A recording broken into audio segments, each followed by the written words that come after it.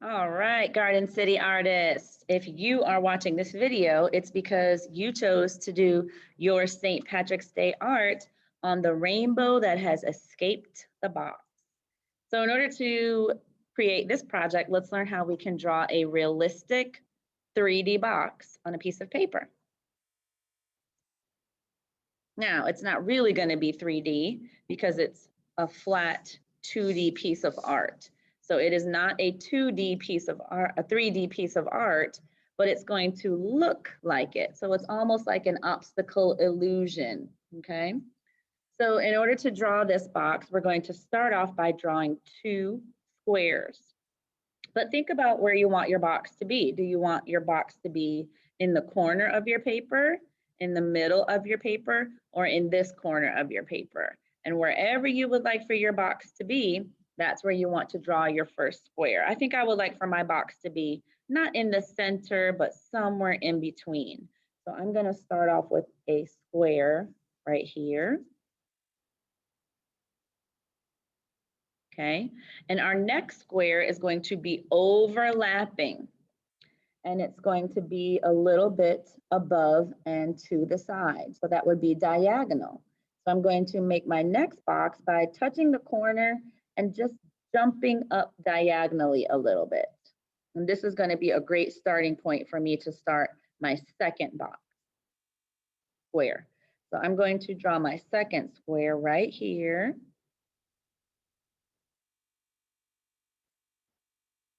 Okay, and now we're going to connect these 2 squares using diagonal lines. First, I'm going to touch the top corner of my first box and draw a diagonal line to the top corner of my second box.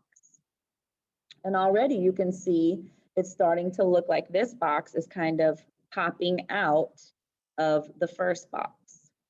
And then we're going to draw a diagonal line from the second top corner of our first square to the second top corner of our second square.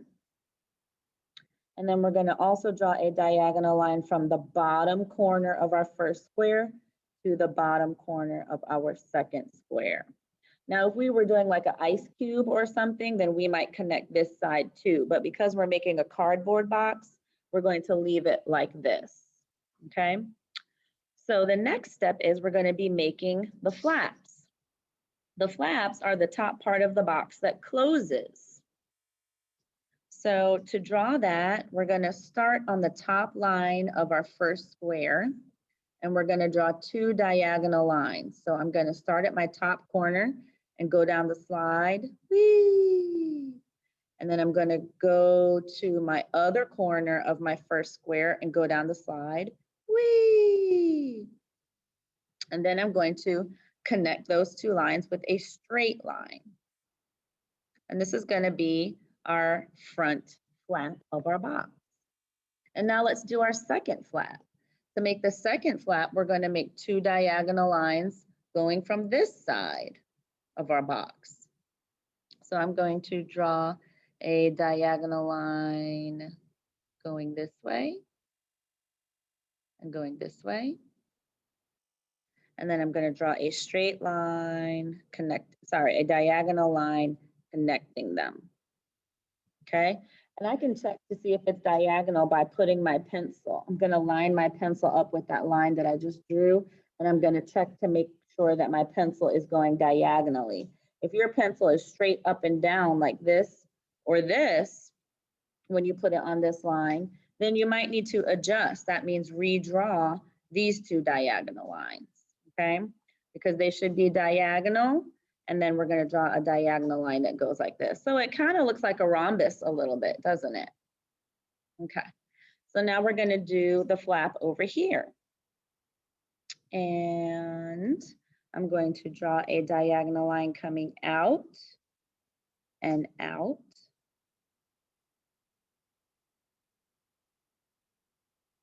And then I'm going to draw a line connecting those 2. So it's going to look a little bit like a skinny rhombus. All right, and then we have our back flap. So I'm going to make a diagonal line, And then this is going to be a straight line going across. All right, so now we have all of the flaps of our box popping out.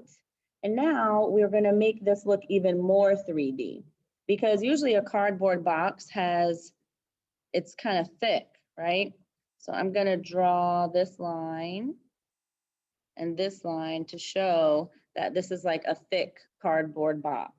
How did I do that? I drew a straight line coming down.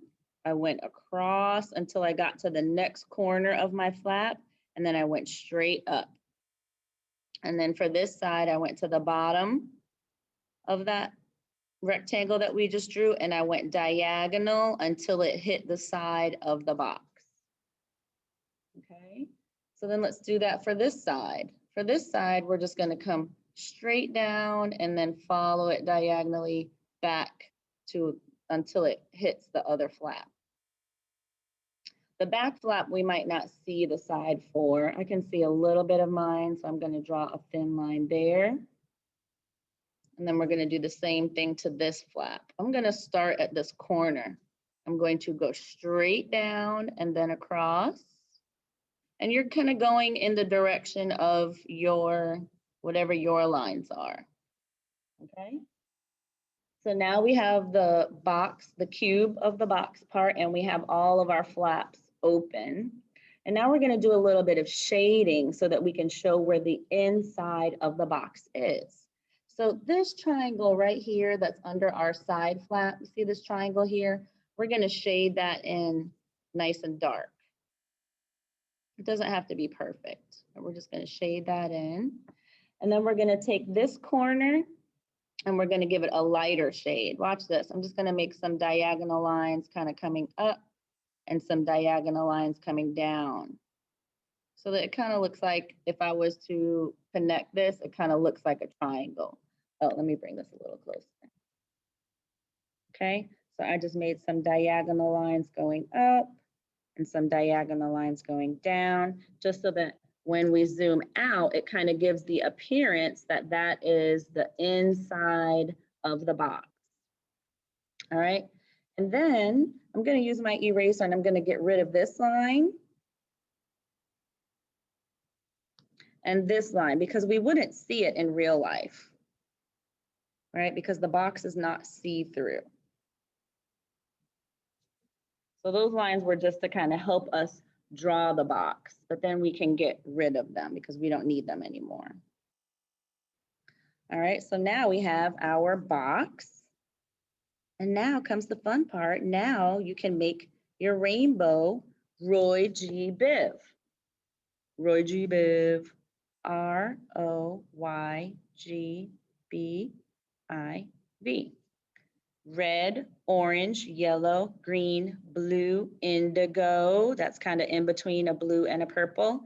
And then violet. Violet is purple. So you can decide. I'm going to kind of plan out my rainbow first before I actually start to draw it. I'm just going to kind of plan like the lines that I want to use to make it. I think I would like for my line to kind of do a little loop-de-loop. You guys know I love to do a loop-de-loop.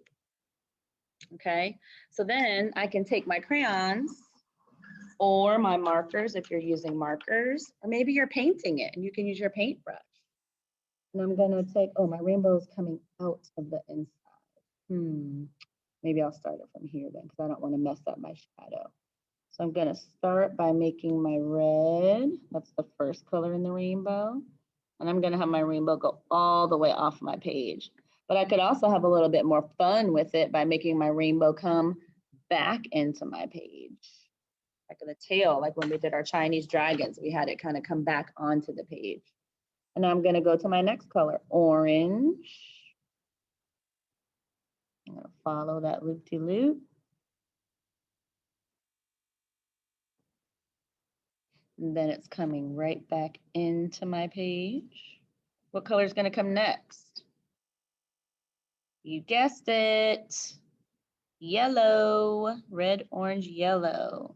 I'm just going to fatten that part up a little bit. Next would be yellow. So I'm going to take my yellow and do a yellow stripe. I'm kind of making my yellow a little bit thicker because it's kind of Yellow is just a light color, so I like to go kind of back and forth with it when I'm coloring with it. I'm going to jump the rainbow. I'm going to take it off the page. Okay, and then I'm going to come back over here.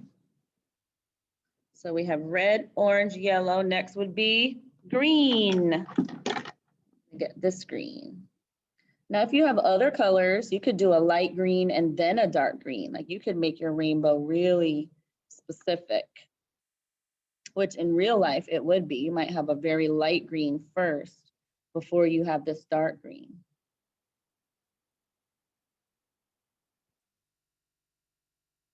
Take that green off my page. Oops, I kind of missed my yellow a little bit, so I'm going to fill it in. That's okay. And then I'm going to have my green rainbow come right back. What color comes next? Blue. I think I'm going to do two blues because I like turquoise blue and dark blue. So I'm going to do my turquoise blue. Well, it's kind of turquoise.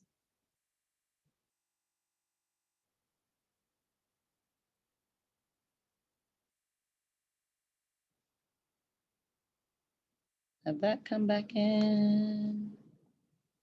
And then I have my darker blue. Ooh, it is starting to be a rainbow. Look at that. Actually, this would be good for indigo. That might be perfect. It's actually just like indigo because it's kind of like a dark blue, but it's got a little bit of purple in it. So I'm going to make my indigo go around.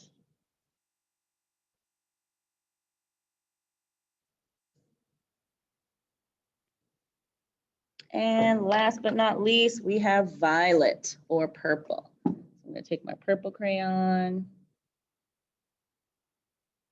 If I was at home, I might use paint.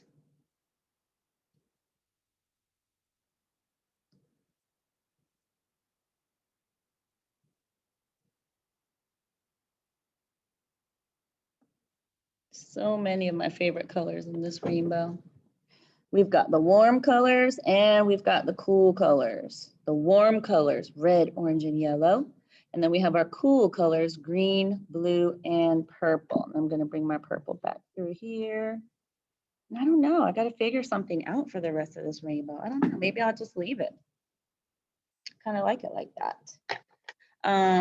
Oh, also another detail that you could do is if you have a black marker or pen or Sharpie, you could also go back to your box and trace over it so that it looks, so that we can see it a little bit better.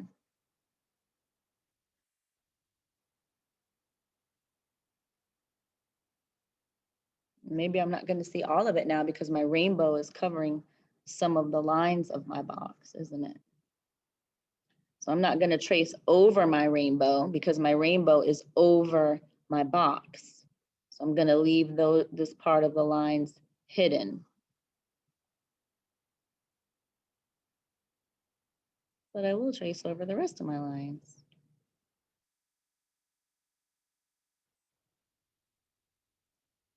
And I'm going to do a little bit of more shading here.